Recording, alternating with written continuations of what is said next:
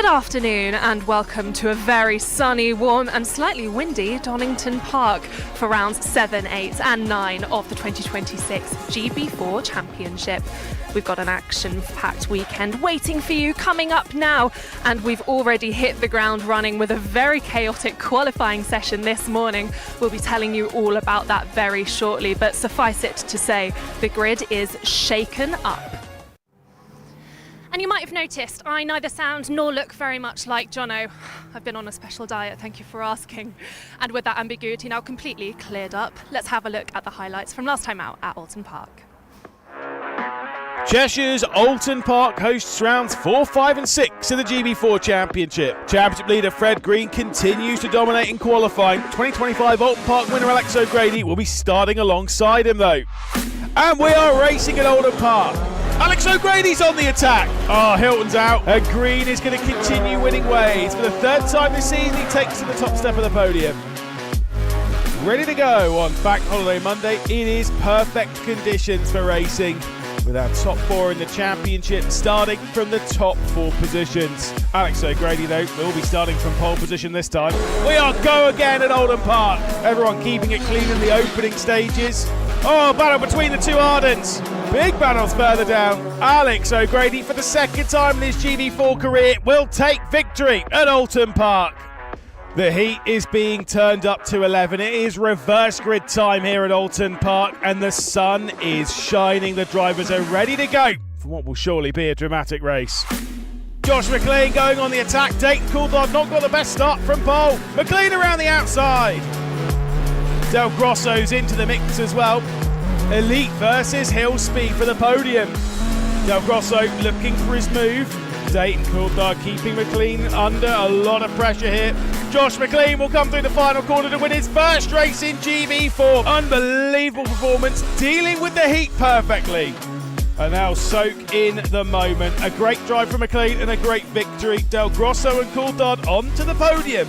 They were at Silverstone. But Josh McLean is your winner. Yes, it was certainly a warm weekend in Alton Park, and it's not much different here in Donington. We've got a little bit of a wind coming through now.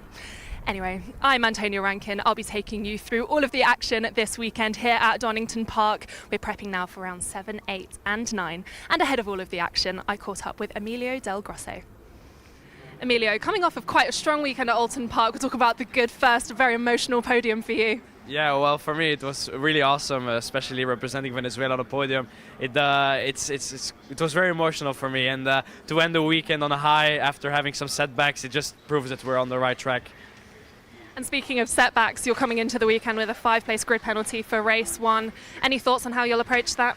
Yeah, well, basically just head high and just do what I can do, just survive. And I'll try my best to improve, especially with the qualifying with now. Just basically treat it as a practice session and move forward. And you've got some really nice pace on your side. You've been having some great battles through the field. Do you think we'll see some more of that this weekend? You will. Short and sweet, nice. And you spoke at Alton Park about how the heat suits you, actually gives you a bit of an advantage. Do you think that's going to show its head this weekend? Well, of course, if it's going to be hot, well, I'm in my natural habitat, so it will be very easy for me. Well, I'm not affected by the heat any way or form. I actually prepare myself physically for it as well. So yeah, I'm looking forward to it, and then I can see some weakness in my competitors. When you say you prepare yourself, what kind of things are you doing? Well, I'm running 24/7, especially the zone 2, so my core is very important as well. So yeah, I just prepare myself as much as I can before the weekend. Yeah, fitness is such a key element, especially in weather like this, but you also need to be so adaptable in the car. We've got a bit of wind going on, changing directions. How does that change things for you? Well, sometimes it works in our advantage, actually. When you have some nice headwind, it feels quite cool, unless if you're in front of a car, of course, because then all of the heat gets into you. But if it's in our advantage, it feels amazing, because it feels like a relief. Yeah, speaking of that, actually, dirty air might be an issue too. How are you going to keep your brakes and tyres cool? Yeah, so basically in Alton Park, as you know, it's a very, very tight track. It actually was very hard to overtake. I don't think a lot of people had the chance to overtake on that weekend. But yeah, basically how you cool down your brakes and the car is basically you need to move to one side, trying to make him scared a bit. But we mostly use it to cool down our engines. All right, well, best of luck this weekend, Emilio. Have fun out there. Perfect, thank you guys. Yes, Emilio there, very rightly highlighting the fitness element this weekend. That's going to be incredibly important. It's so humid. You might have heard about the Singapore Grand Prix, how drivers lose 2 kilograms just in sweat. I don't think it'll be quite 2 kilograms here in Donington Park, but it won't be far off. Our drivers really will be pushed to the limit in today's 20-minute race. And as well as that, we've got a lot of penalties to consider. It's not just Emilio who will be pretty much starting in Donington Castle. We've had 210 lap times deleted in qualifying earlier today. We've also got 2 5-place grid penalties, and those are going to be some really important considerations looking ahead to the championship standings. But I'm joined this weekend by Abbi Pulling, and she caught up with Jordan Martin earlier today. I'm here with rookie driver Jordan Martin. How is this weekend treating you so far? How is the heat treating you? I'm sure being American and coming from Florida, it's not too unfamiliar for you. Yeah, I mean, the heat is pretty normal for us, especially being from Florida, like you said. And yeah, this weekend hasn't been great in the beginning, but we were able to adapt and get back into my jump of everything. And yeah, I mean, qualifying was okay, finishing 16th. Again, wasn't too great, but I was able to get that last lap in. So yeah, overall, it was getting better, and we're ready for the race 1. Yeah, of course, and looking forward to the races as well. What are you looking to get out this weekend? Donington Park is a tough track. It's a lot of momentum based. What's your focus going into the races to make some moves and try and get a good result out of it? Yeah, I got a big confidence boost from Donington Park, finishing P10 from 15th. So I'm looking to do that same thing, but do even more from that. Like maybe finish more in top 10, like P9 or somewhere around there. So yeah, my main focus is just keep on hitting my points, find pace, and finish the highest I can possibly gain. And also, you're so young. What kind of got you into it? I actually know that you did motocross to start with, which I think is actually really impressive. So motorsport's always been in your blood. What took you from motocross to then going into single-seaters and the GB4 Championship in particular? Yeah, from motocross, it was a really big thing in my life. Like, I lived for that kind of stuff. And from motocross, I did oval, and I did a lot of dirt. And also, I really had that aggressiveness in me to just get in there and push for it. So that kind of brought me into like road course karting back at home, and that really was a big step in my career. Obviously, it brought me here, and I got scouted out and got offered to be a Fortec, one of the top teams here, and it was like a dream come true. Like, it was something I never expected to happen so early on in my career. So it was really big for me. And of course, you're still in your rookie season, so still lots to learn. But looking forward to the future, what are your aspirations? You know, obviously Formula One, I guess, is something that you're looking at. But short term, F1 Academy, of course, GB4 have an amazing prize on offer to the females there. So what are you looking forward to doing in the future? Yeah, so I'm looking forward, instead of doing like another year of GB4, I'm hoping to do maybe GB3 like you, of course. And F1 Academy is like, it's something that I would like to do, and it would be amazing to go into it. But I'm also looking at other like I said, GB3 to be more of like widespread, to be I'm more aimed to be compared to everybody in a way. And yeah, but F1 Academy would be a great jump and a great step, and so would GB3. So it's all kind of my main priority. So this is also as raw as racing gets. We've actually only just, whilst we're doing this interview, got your starting positions for the races. So you're starting 5th and 3rd for the races. How are you feeling? Actually, really overwhelmed. That was really surprising, from going to 16th to jump to 5th and 3rd for the second race.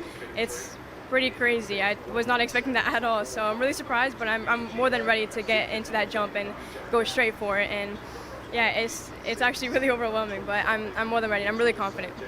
And what's your approach going to be then for these races? You know, rookie season starting in a really great place. What you're going to focus on and try and do and work on of what you've done previously? Keeping my head cool, just being able to hit my points consistently and learn everything that I took from testing and bring it into the race, and just being able to keep going forward and yeah, gain even more positions than starting 5th. I wish you all the best of luck in your career and for the races this afternoon, and yeah, we'll keep an eye out for you. Thank you so much. Well, like I said, we're joined this weekend by Abbi Pulling, currently racing in GB3 very successfully, I might add. Abbi, speaking to some of the young women in the paddock today, there's so many aspirations and they've gone on to really have strong seasons so far. You yourself have seen so much success. How have you seen some of that trickle? Yeah, I mean, it's incredible to be here and talking to some of the girls, of course, and listening to them, and also as well how much my results and how I've done has inspired them and helped spur them on as well, which is really lovely. And I'm glad that I can be that person for the younger generation, especially to the younger females. And I look forward to watching on this weekend and talking to them some more and understanding, what they need help with, what the challenges are, what their strengths are. And yeah, I mean, the GB4 Championship is a brilliant place for them to learn. And we've seen these women come from a long way away, lots of American drivers this season. What do you think it is that makes GB3 such an appealing championship? I mean, it is incredible talking to them. They've come from so far and they've committed, all their families have come over and committed to living here, which, I mean, we've got the weather this weekend, but not always, so they've made a sacrifice in that instance. But I think it just shows British motorsport is so strong and there's such a high calibre of drivers, so it's amazing that so many drivers want to come to the GB4 Championship and show what they're capable of and try and get the eyes of some teams higher up the ladder or some F1 teams, maybe junior programs, so on and so forth. And I think British tracks as well teach you so much. They're so cutthroat, they're so hard to put it together and piece it together. We maybe saw some a bit of that in qualifying, which we were alluding to. But yeah, it teaches you a lot. And I'm sure there has been a lot of learning this weekend. We've touched on this already. Qualifying was nothing short of chaos. An unbelievable shake-up of the grid. If you're in that position, which I'm sure at times you have been, you've mentioned earlier, you got a lap time deleted that was actually an out lap? Yeah, so I raced at Valencia in F1 Academy and we had a similar situation. Valencia is quite cutthroat with track limits and they did a similar thing, and yeah, I think in one session I had no laps allowed at all. So I'm feeling the sympathy for these guys and girls at the moment, to be honest. Yeah, it's a difficult one to bounce back from, for sure, but it's nice to see some of the other drivers be given the opportunity to start a little bit higher up and show what they're made of. Well, exactly. It's a great experience. Some people have been promoted a little bit. I was just actually talked to Gemma at Hill Speed, and they've got a driver starting a bit further up, and he's a bit nervous, but also super excited. It's a massive opportunity for these drivers to showcase what they can do, given the good qualifying, and they deserve to be there. If they're the only ones that did the legal lap, then they fully deserve it. So. Yeah, absolutely, and it seemed like actually speaking to the new pole sitters, they were a little bit dubious about their position, and you kind of have to give it to them. They deserve that position 100%, but there's a real mental element there. Yeah, it's not one that you can really preempt, to be honest, and for sure, in the assembly area and you're starting further up, you feel that anticipation and the nerves start getting to you, and it's exciting, but it's very nervy, especially when it's your best grid positioning. A lot of them have had that in that situation. So we look forward to seeing what they do and look forward to seeing how they defend their position and how some of the drivers come through in the race as well. I think it's going to be a bit of chaos and a bit of fun. Well, one who I'm particularly looking forward to watching is Caitlin McDaniel. Ali caught up with her earlier. So I'm here joined by Caitlin McDaniel. Now Caitlin, I was actually there at your first test in the UK at Snetterton. How have things progressed since then? And also, what drew you to GB4 in the first place? So basically, yeah, you were there. It was very wet at Snet, very wet test day at Snet. Yeah, I mean, we've made good progress. I did about 6 months of corporate karting before I stepped into that test day at Snet. So I think since then we've just progressed every single time I've gone out, and now we're closer to the pack. We were 9/10 off yesterday in practice in session 3. So I mean, it's just gaining laps and getting progress, and it's been incredible. And I mean, GB4, it's a bit of a cheaper alternative to F4, so it was something that my family knew that we would be able to do maybe 2 seasons in. So I mean, overall, it was just the right pick for us, I think, at the time. Yeah, of course, and constantly trying to progress, constantly trying to find time and gain new experiences. And you say your first test was in the wet. This weekend, it's kind of the other end of the spectrum, and it's insanely hot. How is the UK heat wave kind of treating you, and what challenges has it kind of faced? What have you learned from it? Yeah, I mean, I'm from quite a warm climate in America, so I'm quite used to it, but I think driving in this kind of heat, it's entirely different. I'm sure you've experienced it in Singapore and everything. It's hotter than it is here right now, but I mean, yeah, it's just a different challenge. I mean, the tires, obviously, you go out and they're automatically ready to be used for a push lap, but I think just gaining that experience in different and challenging conditions has been really, really helpful, and I think it's made it easier for me to jump into a different car, a different circuit that I don't know in different conditions, and just be able to be on it quicker, if that makes sense. So the British tracks, they are very tight and twisty, and how much does that help you in what you're looking forward to do in the future? I guess you're in GB4, you're looking to get that highest female prize of the 50 grand contribution to an F1 Academy seat. How important is that for you and your career moving forwards? So, I mean, I don't come from a family background where we have infinite amounts of money to spend, but I think my main goal is just progressing. Whether I'm the top female or not is kind of irrelevant to me. I kind of want to be the best I can overall. But I mean, it would be nice, and it's definitely something that I wouldn't be opposed to doing if I got like the opportunity to do it. But I mean, right now I'm just worried about getting higher up the grid in general, and that's kind of my main focus for the year. And as well, you've come from very far. So you've come from Washington, DC. How has that transition been into coming to the UK, racing in a UK championship? It's obviously something has drawn you here, the competitiveness, the competitive nature, I assume. But how has that culture shift kind of affected you? So it actually hasn't been too bad for me. I lived in the UK actually before I started racing. So I've been here for about 5 years now. So I actually started racing in the UK in corporate karts. And then I got my own kart and I tested that for a tiny bit. But I mean, I know it's very competitive over here, so I think like this is the best place for me to learn. I was like, if I want to start racing, I might as well go to where all the competitive people go and try to learn from the best, if that makes sense. But I mean, I think it's just a great opportunity to be able to race in this country where there's so many great drivers and so many great opportunities just in general. And I think it's really helped me believe in myself and what I'm capable of doing. Well, thank you very much, and good luck for your races. Yeah, thank you. I'm excited. It should be competitive and good, but I'm excited for it. Great to hear from Caitlin there. Now, you might have noticed, like we said, we've got a very shaken up grid heading out very shortly, so if we need to run, do bear with us. Fred Green, our championship leader, starting from P17. I mean, Abbi, that must be a big mental block.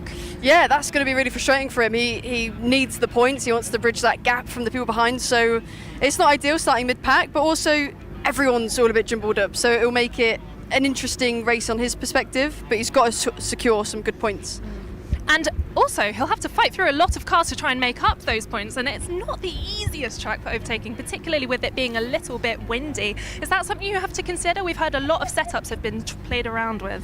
Yeah, I mean, this track is quite momentum based, and it's quite high speed actually, so the wind can put you quite off balance with that kind of stuff. So yeah, I'm imagine there's a lot of front wing and rear wing adjustments made to try and promote some overtaking for the drivers. But yeah, aero wash is quite a big thing here. So following his turf, and that's something that he'll be trying to manage as well. All the other drivers here, and yeah, I think it's an exciting race that he's got ahead. I always quite like actually starting kind of a bit out of position and trying to work your way forward, because you can get to prove that you're not just a driver that can start at the front and finish at the front. You're also a driver that can make some moves and showboat a little bit, I guess, in that sense, and have a bit of fun. Well, Luke Hilton, our pole sitter, will be hoping he won't have much fighting to do. We spoke to him earlier. Luke, an unbelievable pole position. How on earth are you feeling? Well, I'm trying to feel that same feeling I had at Silverstone earlier this year with a double pole, which was a sad moment of my life. But yeah, I'm over the moon with this. Obviously, like it's an unfortunate way of getting pole, but I'm still pole at the end of the day. I'm happy with that, and hopefully I can just, win from there. And obviously, like I've got the best opportunity on the grid to go and do so, and the team's prepped the car to go and win a race. So let's just see what we can do. It's a very hot weekend. We've got a little bit of wind going on. Have you had to change the setup at all? I don't know as far as I'm concerned, but I just know I've just got to hop in the car and drive and do as much as I can as a driver. I'm sure we've got the consistency that we've proven over the testing, so we just got to go and copy paste that. That's the most important thing. Drive fast. Best of luck, Luke. Thank you very much. And just like that, it's time to go racing here at Donington Park.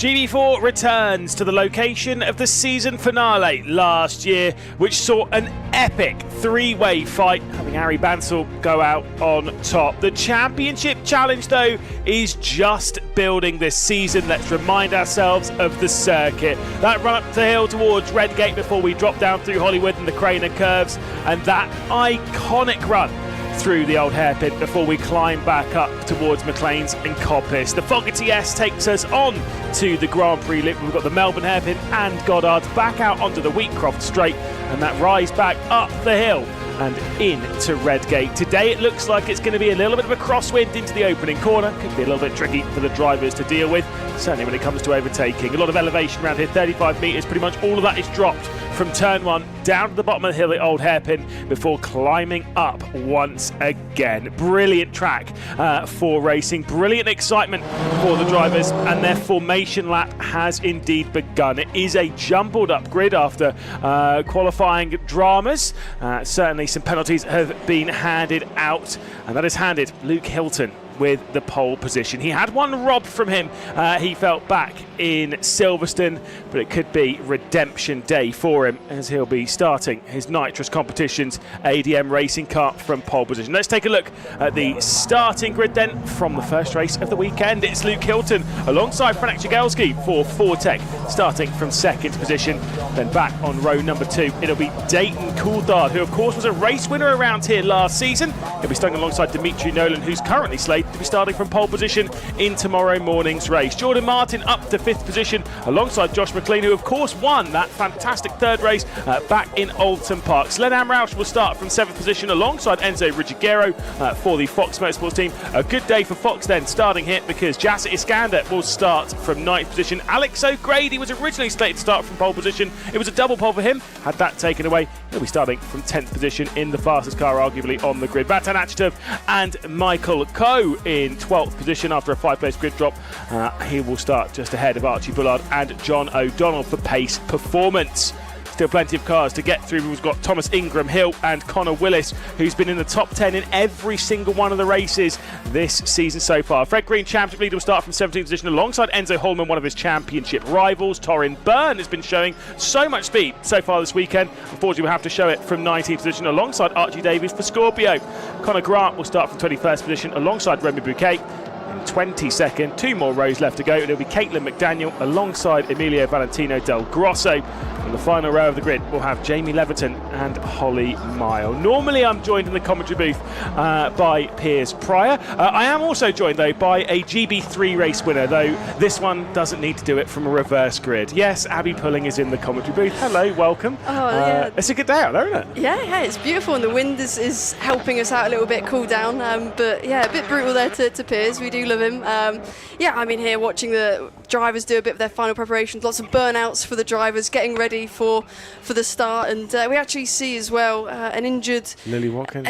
Lily Watkins. Yeah, she unfortunately suffered a crash in testing, bottomed out and broken her thumb, unfortunately. Yeah, a bit of a shame. Obviously, it can happen at any moment, and it's such a fast circuit round here. The drivers love it, though, don't they? I know you've had a good few drives around here, good few races. Yeah, there's no room for error here. Unfortunately, I started from the back every race last year, as I didn't weigh, so we'll ignore that happened, but it made for some great overtaking. Well, you can see the drivers are getting themselves into position. 26 of them on the grid. Luke Hilton with a prime position to try and grab a race victory. It would be his first race victory in the GB4 Championship. Franek Jagelski's looking for a first podium in just his 6th race. Further back, some drivers to really focus on. The likes of Josh McLean, the highest, most experienced driver in the top 10 grouping. Let's see what happens though as we're back racing in the GB4 Championship. An excellent start there from Luke Hilton as he's had the full conversion over Franek Jagelski on the run towards the opening corner. Opens up Redgate, and Dayton Coulthard getting stuck in there a little bit behind the likes of Jagelski, and that's allowed Dimitri Nolan to get around the outside in the red and black Hill Speed car. Down through the Craner curve they go. A couple of the elites out wide, and one of the Hill Speeds that's just struggling to get back going again through the old hairpin. Bit of single file up towards the front. There's Dayton Coulthard getting back through on Dimitri Nolan, back in a third position. Behind that, plenty of side-by-side. What do you make of the opening there, Abby? Yeah, some drivers finding some opportunistic moves there into Old Hairpin, really making sure they make the most of these opening laps where you can make a lot of moves, as we see one of the KMR drivers going a little bit wide there, fighting with the Fortec. It's really, really cutthroat, really tight, and this track as well, you have to keep your momentum up. So as soon as you make a mistake, you just drop like a fly, unfortunately. This is how the opening laps are going to be pretty much all the way through the weekend. That there in the background, the side-by-side, the grey there and the blue. The number 3 car is Alex O'Grady getting past Jordan Martin. So an excellent start from Alex O'Grady. He said he was the fastest car of the weekend. He was so fast in qualifying. Clearly he has hooked up that KMR Sport car beautifully. I think skipping over, there was someone who just got off there going through the chicane. Yeah, that's not a nice place to go off. We see 2 cars there. Really, really unfortunate for them, for their race to be ended so early. I think that's Connor Grant is one of the drivers that we saw skidding across, and Archie Davies. So unfortunate end for them, as we're still racing. Safety car isn't out yet, so fighting for positions still into the last corner. As we see, really, really wide, one of the elite drivers there.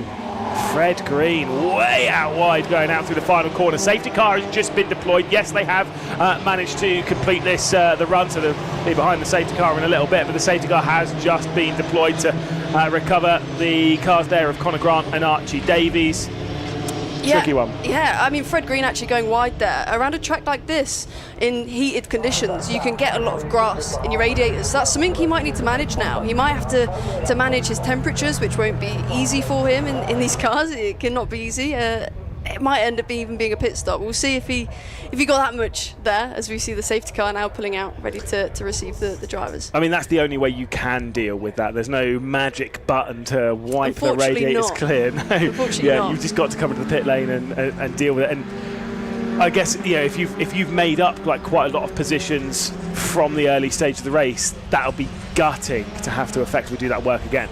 Yeah, exactly. I mean, Freddie, he started from P15, so he's not made a crazy amount of ground on his first couple laps, maybe as he'd want to try and make his championship bid a little bit easier going forward. But it's really cutthroat out there. You can see everyone's getting their elbows out, everyone getting the tyres warm. Well, you wouldn't think in these conditions you'd need to get the tyres warm, as it's already so hot as an ambient. But going so slow into safety car, you could lose that temperature and maybe lose a bit of edge on the restart. So all the drivers making sure they're prepared. Coulthard actually, Dayton making a really good start there, jumping up to P3. I think, you know, he won here last year, so that's a good start for him. He won in mixed conditions though, so trying to make his mark on the fully dry conditions. This part of the race is for the drivers is just a bit processional to an extent. You're just trying to get them tyres warm. Exactly, you just want to keep them in the operating window. You're absolutely right. Dayton Coulthard victorious around here, started from 6th position at that point last year. A few movers and shakers in the opening stages there. Alex O'Grady's got up 4 positions into 6th position. I did notice that Enzo Holman has gone up from, I believe, 19th position, or 18th position rather, up now into 14th, so a few positions gained. Emilio Valentino Del Grosso started from 24th, has gone up to 18th, so solid few positions gained there from Del Grosso. I guess at this point the most important bit is keeping your nose out of trouble, right? Yeah, exactly. I mean, around a track like this, it can be quite hard to do that, as it's high speed, so a little bit of oversteer in these hot conditions. You can just go touch wide and either touch either the gravel or touch a competitor and so on. So it's making sure you keep things quite smooth, and although keeping that aggression high. I'd like to point out Jordan doing a really good job as well, 15 years old. She's super young. I spoke to her before the race, and she's up there in P7, of course. Got promoted in qualifying due to some of the track limits violations, but keeping there on the first lap, I think, is really good. But I mean, she's fresh off of her first top 10 finish back in the second race at Alton Park as well, which, you know, you're going against drivers that do actually have quite a lot of experience. You know, quite a lot of the drivers that are in and around this grid, you know, your likes of Luke Hilton's, Dayton Coulthard's, Josh McLean's, Alex O'Grady's, these have done last season and they're back in it this season. So to get a top 10 on this grid, it is a big grid, it is a challenge. And so that's showing that growth. Now, yes, you can argue these kind of positions have been given a little bit of courtesy of just an oddity in qualifying. But you have to make the most of those opportunities, and, you know, she's hanging on. For sure, yeah. I think a lot of drivers after qualifying has seen a massive opportunity, and it's although it's not necessarily how you want to qualify at the front. Once you're there, you've got to show you deserve to be there, and that's important for these drivers that are maybe a bit out of position, and equally for the drivers that maybe are out of position, like the likes of Fred and so on. They want to prove, actually, I can move forward as well. I can't just start from the front and finish at the front. I want to show that I can put some cool moves in and make some bold dives at the inside and put people under pressure. Indeed. Well, I mean, I know we're very early days here. We've only completed 6 races, but it's always worth checking out where our championship rivals are. Of course, Alex O'Grady, a driver who currently sits in 6th position there. Second in the championship was 13 points behind Fred Green, up in 6th position. At the moment, by my maths, would be taking away that championship lead from Fred Green. I'd expect Fred Green to be able to work his way back forward, no problem, at least to gain a few more spots. But regardless, that 13-point gap at the top of the table is definitely going to come down. Thomas Ingram Hill and Enzo Hallman, 2 drivers that are also right up there and thereabouts. They will also be gaining quite a bit of ground. Got a car in the pit lane there, one of the hill speeds, working their way down the pit lane. Be the 99 there of Connor Willis. So I think the 100% chance of him finishing in the top 10, not likely. Yeah, it's not ideal when you've got to go through the pit lane. I don't know if that was a penalty that he's been given, as he's gone straight through. He's not gone to see his team or anything. So we'll have to see on that probably after the race. But yeah, it's unfortunate. At least it's under safety car, so he's got an opportunity to catch up the back of the grid and try and work his way forward. But it's not a nice feeling when that pit limit goes on, because you're limited to a certain kph, and it feels quite slow to say the least. Yeah, even in these conditions. But I guess in the race, if you come through for a drive-through or something like that, and then everyone's flying their way past, you're like, this is an absolute cruel. Even under these conditions, you're like, well, this is still crawling, isn't it? It's a tough one. A couple of lockups out there. Obviously, I'm assuming they're really trying to warm their brakes up, keep the tyres up. How hard is it to manage that without overdoing it? Yeah, exactly. A thing in this as well is we don't have any tyre temp info on you've got to do it all off feel, so it's quite a fun thing to do. But yeah, it's really working on the brakes. Some drivers will move their brake bias forwards in places like this and instances like this, although because it's so hot, getting your brake temps isn't the issue. It is just getting that surface up to temp when you're going so slow. The ambient is so high that it should be not too much of an issue for the drivers, but as you say, they're pushing quite hard to keep the temps up as they're locking up. Which is interesting, because I was out there. Obviously, it's an app on the phone and all this rubbish these days. But I measured the temperature of the floor at some point in the paddock. Was this with your hand, or was this with an actual gauge? It was a bit of my hand, and then on the phone, I'm not going to advertise the phone. My phone's got a thing that tells you what temperature something is if it's looking at it. And it was saying the floor was 51 degrees Celsius. Really? Okay. Now I think it's cooled down a little bit. We've got a bit more cloud coverage than it was back then. But you're still talking. It's going to be in the mid-40s. That is a hot bit of ground, and then you've got cars constantly going over it, warming it up even more. You kind of start thinking, like, surely it should be quite easy to keep the tyres at the temperature, but I guess that's someone who's sat here having never driven one of these cars. Yeah, well, as I say, it's the surface temperature you need to keep up, and keep a bit of energy in the tyre is always important, but yeah, you don't want to get caught out of the restart. If the temps drop and you're skating around on the restart, that's where you can lose a lot of places. So making sure they're in the window for that, and yeah, it can almost go too hot as well. So for the drivers at the end of the session and end of the race, they might start struggling a little bit more, and you might see some drivers kind of on the edge a bit more, and the ones that haven't maybe managed it as well. Well, I've seen tyre management be a key thing in the day. We were keeping our eye. No, I'm not going to spoil anything, but we were watching the end of the Formula 2 race. Very exciting earlier on. Obviously, a few drivers, I'm sure quite a lot of them in this paddock, in this neck of the woods, eyeing up their moves, potentially in the future up up the up the ladder, up into your Formula 2s, Formula 3s, Formula 2s. Obviously, probably more focused a little bit more closely on moving where and you race GB3 as well, moving into up to GB3, moving up alongside you and trying to take on your title challenge and all that. maybe we'll see. Still got to win a few races this year to be fighting for the title. We'll see. Look, it's a long way to go. Exactly. Long way to go. You'll be dealing with the temperature like this in Hungary in a week's time, I'm sure. Yes. So the cars have been recovered into the pit lane. I think it's a little bit late in the lap for race control to call it, although as I say that, it was perfectly timed by racers, as if they know what they're doing. Yeah, it's almost Lights as if off. you made the call for them there. Thank you. I can't take that one. No. Obviously, lights off on the safety car, so the control goes back to Luke Hilton, Frank Shigelski, Coulthard, and Nolan, the top four. And now all that is going through Luke Hilton's mind is, when do I go? I'm sure he's already got that point in his mind as to when he wants to slam that throttle pedal down and try and break the margin over Shigelski, like what he did in the early part of the race. Off of the hairpin he goes and down into the final corner, and he is absolutely at full throttle. The gap grows to around 3/4 of a second. Shigelski's going to be under pressure once we get back racing over Coulthard. Once they cross the line, that's when they can start overtaking. It'll be Hilton from Shigelski, from Coulthard, Nolan, McLean and O'Grady. Watch out for that car in 6th position to make some progress early. No one's close enough to make a move into Redgate. That means that everyone got the restart spot on.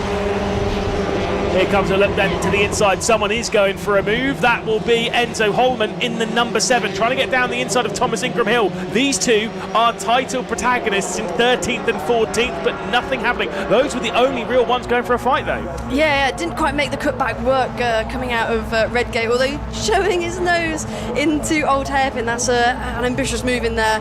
If you get it wrong, it can go really wrong, let's say. So as we see the top 3 battling again here, Dayton putting the Fortec driver under a lot of pressure. Luke actually made an amazing getaway, so he's relieved himself of that pressure and he's just putting in tidy laps. This is a point where Luke will say, I'm just going to put in quali laps, just going to go as fast as I can, be tidy. You can see that they're battling a little bit behind, so it's really important to hit your apexes, hit your braking marks, make sure you don't have any lockups to manage that tyre. This is where he can bridge that gap now.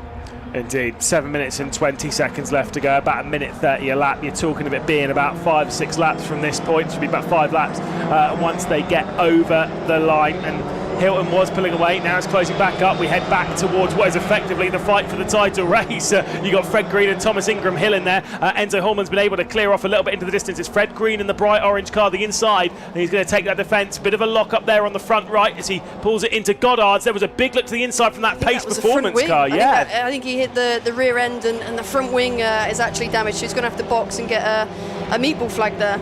Yeah, you can actually see it in the background as he's coming under a pressure. That'll be Torrin Byrne coming under pressure from Del Grosso, and there was definitely a broken front wing on Torrin Byrne's Pace Performance car. Bit of a shame there.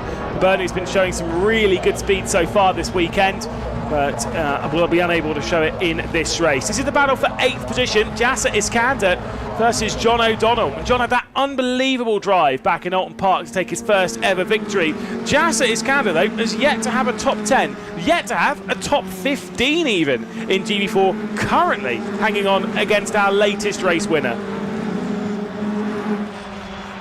Battling at the top of the hill. They go through Coppice. Still McLean cannot get through on Jasser Iskander. And look at all that fighting behind the number 7 of Enzo Holman, who is taking this advantage to try and get through. He's got a couple of cars between him and the drivers that he knows he's battling in the championship. He'll get down the inside of Ricciguero and will complete that move going into the Fogger TS. Really important there for Enzo Holman to get that one, to try and give him some breathing room to Fred Green and to Thomas Ingram Hill. Almost don't know where to look. Going back at it again here into the 2 hairpins. Really, really great opportunities in the last sector here to go for a move, as you see more jostling for position here. But then you got to defend again back into the last corner. They're swapping places every corner at this rate. It's a lot of juggling, isn't it, to be dealing with? That was Selena Rausch. Yeah, this thing is, as a driver, I mean, I guess it's quite simple in that sense. You've got a car ahead of you, you want to get ahead of him. Off you go. There is Torrin Byrne's front wing has completely fallen off in the background. Oh, and there's been contact there. Jasser Iskander into the rear end of John O'Donnell, and Iskander will go off into the gravel trap at Redgate. The two of them colliding there in their fight for 8th position. A dramatic moment there for Jasser Iskandar. He was trying to hang on to his first ever top 10 finish, and with 5 minutes left to go, I think that car might be in a little bit of trouble. I don't want to say commentator's curse. There's no such thing. No such thing. No, but I need to see that one again. As I don't know if it was a misjudgment, a bit of moving under braking. That will be definitely needed a replay. Yeah, it's a tough one, and I'm sure there'll be discussions into the afternoon with race control. They've already done their fair share of work so far this weekend. This is back towards the front, and you've got to say, Luke Hilton's been brilliant. Franek Shigelski is closing in. Here's the replay you requested. Yeah, so going down to Redgate, defending brilliantly, keep to the white line, done the dummy, and just a misjudgment on his behalf. Tried to do the dummy, but it was fended off nicely. There was maybe a little bit of space to bring it a bit more to the right. Unfortunate end to their race. So would you say it's a racing incident, really, or are you not gonna? Are you going to sit on the fence on that one? No. It was definitely the driver behind misjudged there. Okay, that's fair. Jasser Iskandar then will be out of the race and receiving a penalty from the race control of Abbi. It will be depending on if it was in the braking zone. I think that's the big one. If it's moving under braking, then it will be judged very differently. Absolutely. Fastest lap, by the way, on the previous lap. Second place, Franek Shigelski. He is closing in on the battle for victory. Could he steal one away from Luke Hilton? The 24 there of Michael Coe has come to a stop, departing the hairpin on the Grand Prix loop out of Melbourne. This is Fred Green now on the rear end of the 17 of John O'Donnell. So inside the top 10 now for Green, considering he started in 17th position. Solid drive. Yeah, definitely trying to do a damage limitation there. Tried to merge my words together there. Damage limitation for the championship for Fred, making some great moves and continuing to pile the pressure on. If it doesn't go into safety car due to that car stopped, maybe see him make another move going down into the chicane. If he can get a good run, get a good slipstream, get a good exit here out of Coppice, keep it smooth, keep it tidy, and unless it's under yellow flag, I imagine he's going to show his nose at some point here.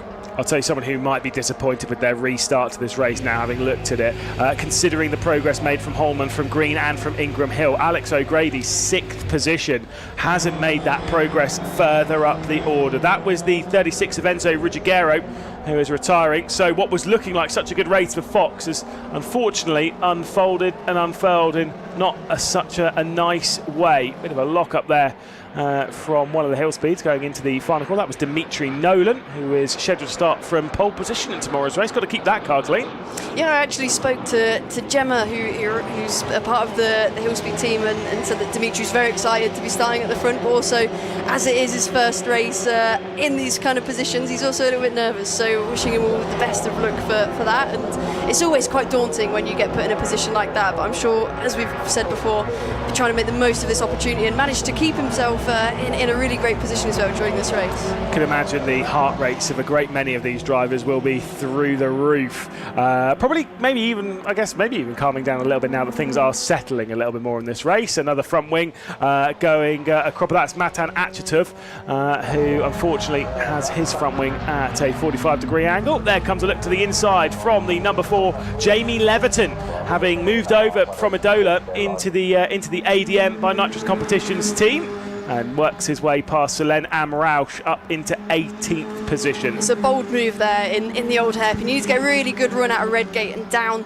and put a lot of pressure through the corner curves and make sure you get it set up quite nicely there. It's quite easy to misjudge your brake and go a bit wide, so very tidy there and respectful from both. We'll have one final lap after this. Enzo Holman has the fastest lap of the race. This is the battle which, of course, has Torrin Byrne. Caitlin McDaniel behind. Torrin Byrne has no front wing, having lost it earlier on in the race, but is just trying to hang on until the end. We have one final lap to deal with, 2.5 mile run around this Donington Park circuit, and it is Luke Hilton hanging on. I mean, what's his heart rate like looking for his first victory? Yeah, I mean, he's controlled this race perfectly from start to finish so far. I think he'll be feeling quite calm. He's done everything he needs. It's just one final lap.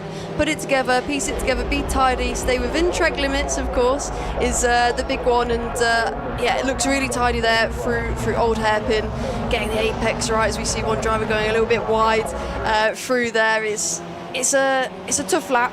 You need to get right, lots of momentum based, and it's easy to get that snap, especially at this point in the race where the tyres are getting hot and it takes a bit of management, as we see shots of Luke and the top 3 going through the middle sector here onto the final part of the lap. It's been a brilliant drive so far from Luke Hilton. He had a great drive in qualifying back in Silverstone. Unfortunately, though, he had that double pole taken away from him. He's been gifted this one, and he is taking his opportunity. He's been able to keep Franek Ściegalski behind. Dayton Coulthard as well, a race winner at this circuit, and he's only got a couple of corners to deal with. Out a little bit wide as they go into the Melbourne hairpin. Finds that late apex as they dart their way around Michael Coe's stricken Arden car. It's been a long time coming here for Luke Hilton. He's done 20 races in the GB4 Championship, partnered by the BRDC, and it seems like 21 is his lucky number. Out of the final corner, Luke Hilton's going to go, and it's going to be a race victory for the first time in GB4. Luke Hilton on top, Franek Ściegalski and Dayton Coulthard will round out the podium. Superb drive, as behind that it's Nolan, McLean and O'Grady, who I don't think will take over the championship lead, but he is going to definitely claw down some of that margin. Yeah, action everywhere you looked. It was actually quite tidy and respectful and smooth at the front. It was a bit more energetic, let's say, in the mid-pack, which we kind of expected, of course. Fred doing enough to maintain that championship lead, just about. He really needs that, and I think the rest of the races this weekend is going to have a bit of that. But Luke Hilton, I mean, stellar drive, controlled it start to finish, and did everything he needed. Did a great safety car restart and caught them napping a little bit on the exit, the hairpin, a brilliant way to start his Donington weekend. Jimmy Bullard fans, by the way, I know obviously there's quite a few out there watching Archie Bullard's racing career. Unfortunately, was given a 5-second time penalty for track limits. Goes the only driver to have done it, considering a lot of the track limit issues that we had in qualifying. I think they maybe learnt their lesson a little bit from qualifying. I think so. I think they realised. Oh, wow! I don't actually gain much from going race control's not playing around here. Cool. I've got to say that was a really, really good drive from Luke Hilton, because I thought he was going to pull away quite a bit after the safety car, but Franek Ściegalski really kept him under pressure. Yeah, put the pressure on, but didn't make a mistake. Yeah, exactly. That is the moment where, when the driver behind you is still in your mirrors and you're not managing to pull away, it's so easy to snatch that front tyre, lock up, miss a braking point, or get a bit of traction loss on being a bit aggressive on the power. So yeah, really tidy race and well controlled, and all of the top three fought hard. Of course, Dayton as well, moving forward and getting another podium here around Donington Park. He seems to like this circuit a lot as well. Clearly seems to settle for Dayton Coulthard, and he'll be back-to-back podiums for Dayton Coulthard after obviously finishing on the podium in Alton Park. It will mean that it's Coulthard's first podium in effectively a qualified position. And I will say the Championship League comes down to 7 points. We'll look through the top 10 of the Championship in a few moments' time, but as someone who it took you obviously more than 20 races to get your first win in GB3, you'll be well aware as to what this feeling will be like for Luke Hilton. It's taken him a long time to get to this position. I mean, what's going through his mind right now? Yeah, exactly. I mean, it's a moment like this is when all the work kind of pays off. You put a lot of work into to come to weekends like this, and we're all so fortunate to do what we do, and it's a way to give back to your team and everyone around you that have helped you along the way, and I'm sure he'll share this with his team and everyone, and there you go. So even parts of the GB3 crew, sharing that with them, and it's nice to see these kind of interactions after the race when a driver gets so much respect. It's really lovely. Yeah, especially when it's been a long time coming. Luke Hilton has been a fast driver. I remember when first racing last season, everyone was looking at him thinking, no, this kid's got a lot of pace and a lot of potential. When it clicks, it will really click. And that's why, when we've looked at this season, we've spoken of your Fred Green, Alex O'Grady, Enzo Holman and Thomas Ingram Hill. Those are the top four at the moment in the championship, and those we're expecting to be four of the drivers battling for this championship. But realistically, you can't count out a Luke Hilton. You can't count out a Dayton Coulthard. Well, it's a long championship. There's so much that can happen. Even reliability is a thing, and things just do happen. It's motorsport. It's unpredictable, and if drivers can keep making the most of these opportunities and be consistent and be getting in the top five and scoring consistent points, you never know who it will be at the end. Exactly. You've just got to play those cards as best you can. And Luke Hilton certainly has played his cards well. We'll head down to Antonia to catch up with the top three. Luke, that was an absolutely exceptional drive from pole to win. What are your emotions right now? I have no words.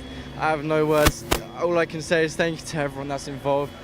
Do you know what? Nitrous ADM really deserved that. Gary Ward has really put in the hard work, and thank you so much to David Williams for everything as well with the team.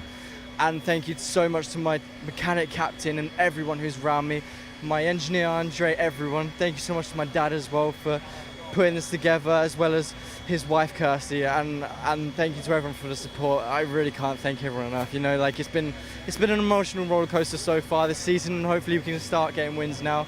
You know, we've had our first win out the way, and hopefully this momentum carries on. So I'd love to thank everyone, and a massive thank you and a shout out to Global Protect for coming today, and a massive thank you to all my sponsors, Howdens, Open Door Mortgages, etc. Thank you so much for everyone's support, and I love you all so much. And this is so emotional, your first GB4 win. Like you've just said, so much has gone into this and so much still to come. Yeah, I mean, the prep that goes outside track is beyond the belief. Like, the team work really hard in the workshop day and night, and do you know what, we work really hard off track as well. My dad works really hard, ripping his hair out to get money together to race, and do you know what, I really hope this is a big thank you to everyone for all their hard work, and I love every one of you guys. Congratulations, Luke, we're so happy for you. Go celebrate. Franek, congratulations on P2. A lot of that race was under safety car. Was it hard to keep a cool head? I mean, of course, it's not easy stuff, because that's my first race being so high in the ranking. But yeah, I'm happy I kept the cool head, made it home, and yeah, I mean, I think I could have been fighting, but the safety car didn't help at all. But a P2 is a lot to be proud of. Now, you put a lot of focus on your physical training. That must have paid off today with how hot it is. Yeah, for sure. Like, it's like 30 degrees out here. Yeah, I just don't know what to say. I'm super happy because of the P2. And yeah, let's hope for more of that. Absolutely. We'll see some more of you for the rest of the season. Thank you very much, Franek. And finally, Dayton, hello. Congratulations on a well-deserved podium. We were just saying to Franek there, it's a shame we didn't get to see you racing a bit more. Yeah, it's another one of them things when you get into the wash. There's not much overtaken, but it's a good result for us, good points. And although contracted under difficult circumstances in qualifying, it's great to see you up there fighting. Yeah, definitely. It's, you know, we had expectations after last year, so it's, you know, however it may have happened, we're at least living up to those, so it's it's a good way to start the weekend off. Nice way to get some valuable points actually early in the season as well. This must set you off on the right foot. Yeah, I mean, it's been a bit up and down this year, so we're just trying to kind of bank as many points as we can now and keep it consistent. What can we expect the rest of the weekend?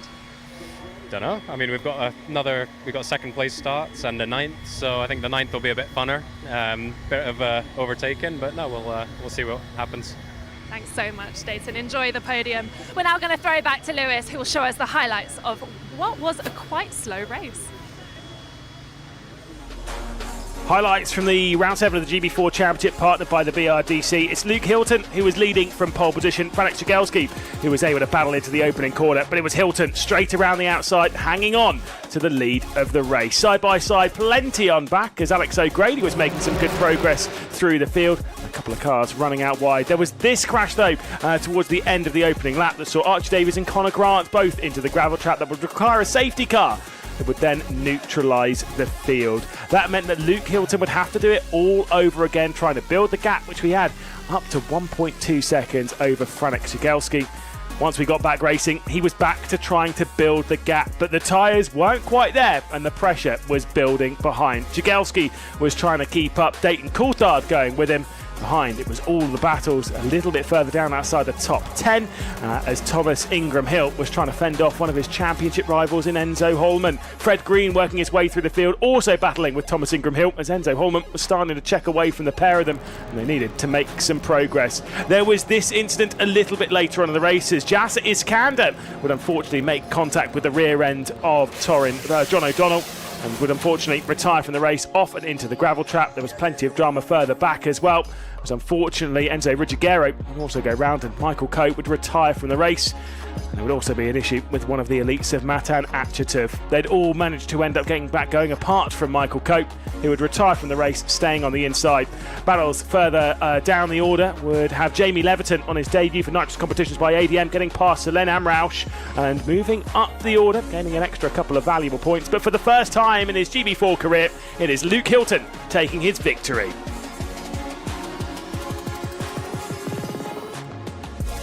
So Luke Hilton hanging on and taking a brilliant win. It was a superb drive from him, and it will be a superb result for him to take into the night. It will be Hilton ahead of Jagelski, ahead of Dayton Coulthard, our top three. I mean, look, it's a superb performance to get your first race victory like that, especially after such a long wait. He did have a podium before, though, in his GB4 career, but to take that first victory, very good indeed. Behind that, it'll be Franek Jagelski and Dayton Coulthard. And of course, fourth position behind that will be Dimitri Nolan, who gets to start tomorrow's race from the reverse grid pole. That's just how crazy things have been this weekend. And Josh McLean up there as well. We'll come back to the results in a few moments' time. We'll head our way down to the podium and we'll investigate exactly what's going on, and we'll see our top three on. Never mind. It's Hilton, then it's Jagelski, then it's Coulthard, Nolan and McLean. Then it's Alex O'Grady in sixth position with Jordan Martin hanging on to seventh. Superb performance from her. Enzo Holman, and then O'Donnell and Green behind in 10th position. Enzo Holman getting the fastest lap of the race. So a superb performance there from the Swedish driver.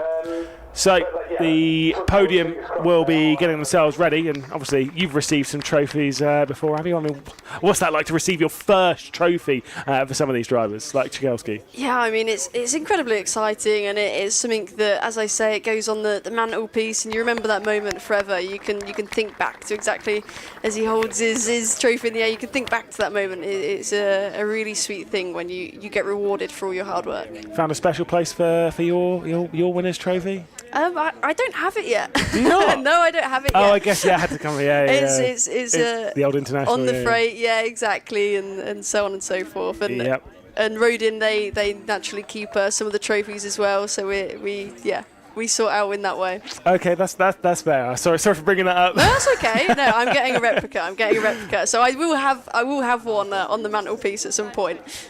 Now the question is, are they going to... surely, it's always one of those ones. Surely not. They weren't going to spray some bubbles around on a Saturday, on a hot, humid weekend, where you've got Sunday's races to think about as well, because... Hope they've got some spare suits. Exactly.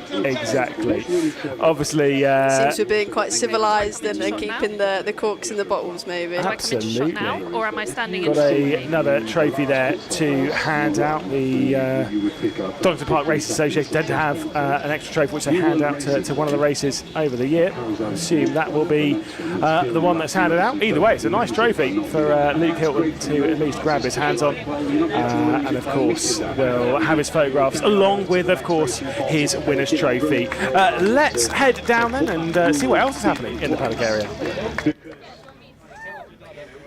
What a day it's been here at Donington Park. Quite the disorganised racing. However, it's been a pleasure to see Luke Hilton take his maiden GB4 victory. We'll be back at 9 a.m. tomorrow morning with 2 more races filled with action, hopefully with more than 8 minutes of racing. But undoubtedly still thrilling and exciting. We'll see you there. Thank you for joining us.